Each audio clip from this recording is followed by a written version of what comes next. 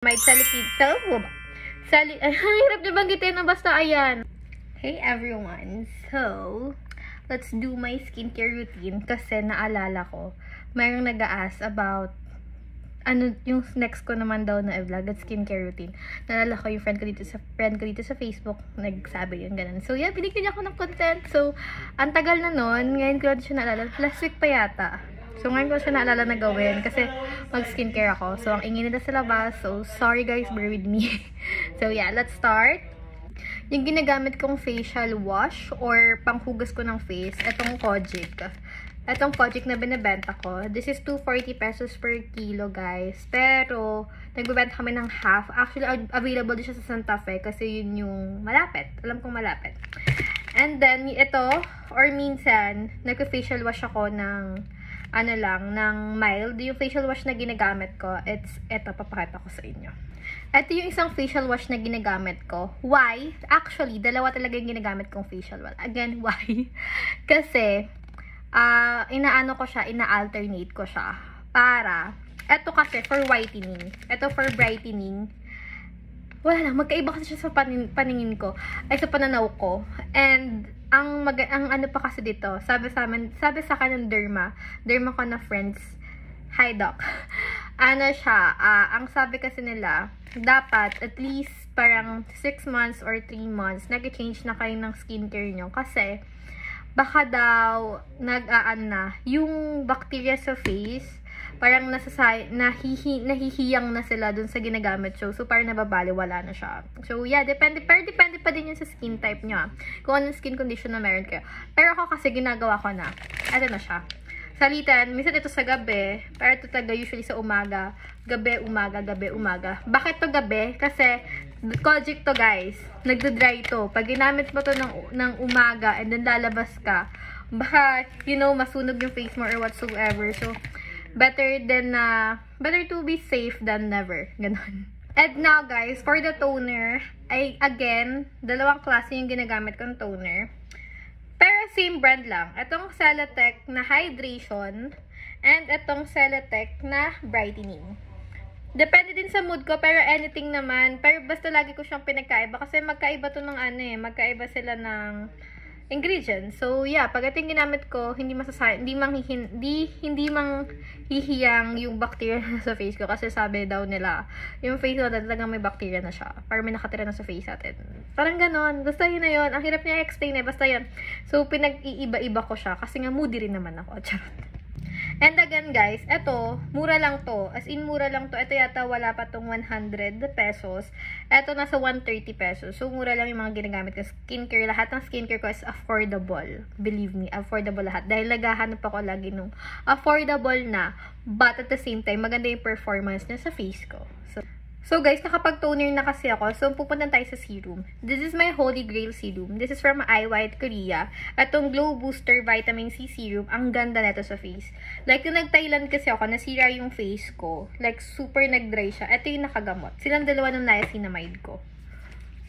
Grail ko na ginagamit. Napaka-Holy Grail ng serum na to, guys. Bigyan kayo ng instant glow talaga. No joke. Hanggang neck yan, ha? Ayan. Diba, oh? Hindi mo kang dry tignan yung face pag ito na yung ginamit mo. So, ang ganda na ito kasi talagang nag-brightening toner na ako, nag-whitening pa ako. So, nami-maintain ko yung face ko na ganito. Ayan.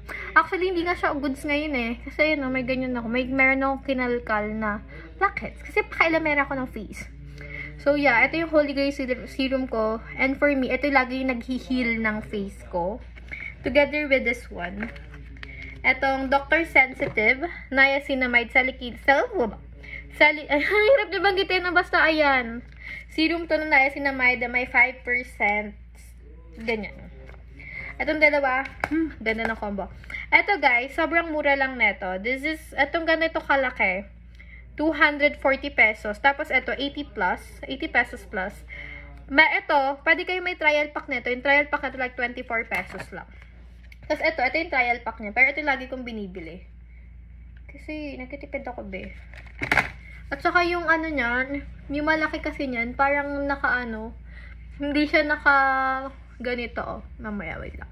Hindi siya naka ganito. Nakaano siya, yung ginaganon. Pinapap ba? Hindi siya pinapap. Yung pinipisil. So, ano siya. Baka bugshmod, bigla madami na agad. So, ayoko ng ganong packaging. Ngayon guys, may bago akong tinatry na serum from Dermo Republic. 1% hyaluronic acid plus nail mucin. This is hydrating formula. Para lang, minsan kasi nag-dry yung face ko kasi nga nagko-kojic ako, diba? So, ito yung ginagamit ko. Pang dry. Ayan o, nakaganyan siya. Ginagamit ko rin to sa asawa ko kasi ito lang yung nag-iisang serum na ginagamit ko sa face niya kasi sobrang dry ng face ng asawa ko.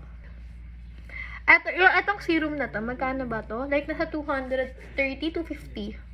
Dermo Republic. Antayin nyo pa nag-sale, so mas mura pa siya. Ngayon guys, next one, it's Celatec Hydration Moisturizer. Ito, sobrang mura lang na ito. May maliit na ito. Nasa 180 pesos lang yata to. Ito yung ginagamit ko. Ito, for facial moisturizer siya. Ito, literal na moisturizer. Dalawa talaga yung ginagamit kong moisturizer ngayon. Kasi gusto ko lang. Saka, pag naka-aircon kayo, better make sure na naka-moisturize talaga yung face nyo. Para hindi nagda-dry. So, after this, eto na siya. Nagaganito ako. Nagka-facial spray ako. This is from Mario Badescu Skincare. Ayun, nakita nyo, ubos na siya. Kasi gabi-gabi ko siya ginagamit. Eto, mahal to.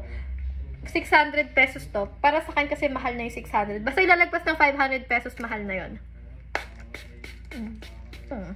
So good. Ayan. Bago ako matulog, ito yung mukha ko, dahil. Yung purpose neto, kung ba't ko ito ginagamit, it's to calm my face. Basta parang calming siya sa haramdam. Ganun yung feeling niya. Ayun. Minsan, pag tamad-tamad ako, ito lang ginagamit ko. As in, pag wala ako sa mood mag-skincare, ito na siya. Ito na lang. Dali kasi. Kasi, ang lambot ito sa skin. So, yeah. Ang ganda neto. Medyo pricey lang siya for me kasi 600 plus lang siya. Pero good. Maganda siya sa panggabi. Ang sarap sa pakiramdam ng face kasi ang lambot. Ganon. So, kapag meron kasi akong ginagamit na serum na once a week ko lang siya ginagamit. So, pag yun yung whole routine ko, mahatagal.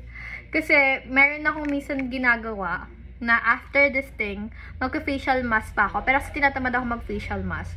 And then, ito yung ginagamit ko na serum once a week. This is a retinol plus ceramide serum. Ito, skin renewal kasi siya para maging healthy yung barrier ng skin natin. Ganun. Pero once a week ko lang siya ginagamit. Hindi ko siya ginagamit everyday kasi retinol to dye. Hindi to kailangan ng skin natin araw-araw. Kailangan natin skin once a week. At least once a week or basta kasi once a week lang nakalagay dito, dahil. Hindi siya pwedeng, ayun.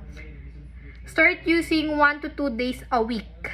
So, yeah. Huwag mo siyang gagamit. Pag di ka pa sigurado, once a week. Kasi para siyang rejuves or something. Ganun yung effect niya. So, yeah. Ito, once a week ko siya ginagamit. And then, guys, minsan nag-a-ice ako ng face. Kapag may event or something, nag-a-ice ako ng face. And then, face mask na galing ref. Na malamig na malamig. So, yeah. Kaya, parang feeling ko naman, konti lang yung, anong tawag dito? Konti lang yung, parang naka-close yung pores ko. Konti lang siya. Hindi siya super dami. Sa nose lang, madami akong pores. Pero sa mga ganito, parang hindi naman siya ganun. Kasi kahit magka-pimples ako dyan, guys, kahit ganunin ko yan, ewan ko, bigla siya nawawala. Ganun yung sa face ko. Thank you sa Good Genes Mother. Kasi alam ko sa mother ko to nakuha at ang ganitong face. Thank you, mother, dear. So, anyway, guys. Ayun lang naman. Lahat ng ginagamit ko skincare, mura siya. Aside na sa Mario Badescu. And, yun lang. Kasi ice roller, mura lang yung ice roller. Tapos yung mga face mask, tigo 25 pesos na face mask lang ginagamit ko sa mga Korean. So, yeah. Masarap siya gamitin sa face. So, yeah guys, if you're interested about the products that I use, lalagay ko siya sa comment section ko, yung mga links. So, pero itong sabon guys, pwede kayo umorder sa akin personally and pinapaubos ko na to. So, yun lang guys. Bye-bye! Sana may naintindihan kayo, no? Kasi ang bilis ko magsalita eh. So, yun lang guys. Bye-bye! Nagbabay na ako, pero may nakalimutan pala akong i-share sa inyo. May eye lift cream. This is from Quick FX. Pwede naman siya ilagay kahit late. Dito lang sa ilalim ng under eye ko. Kaya kahit lagi minsan akong puyat, Hindi siya super itim na itim. Ganyan lang siya kasi nami-maintain ko siya ng under eye cream ko. Mura lang din to guys. Nasa 80 pesos or 120. Basta mura lang to. Yun lang. Ito last na to. Last na bye-bye ko na to. So, yun lang. Bye.